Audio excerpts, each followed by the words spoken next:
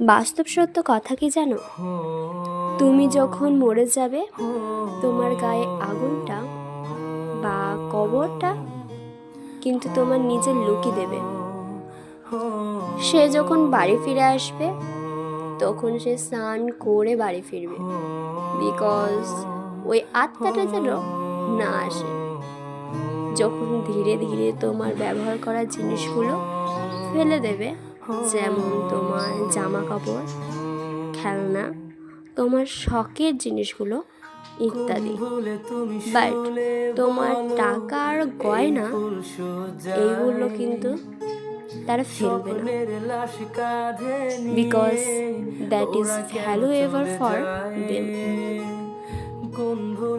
তখন খোঁজ করা শুরু হবে তোমার কতটা টাকা আছে, তোমার কতটা গয়না আছে।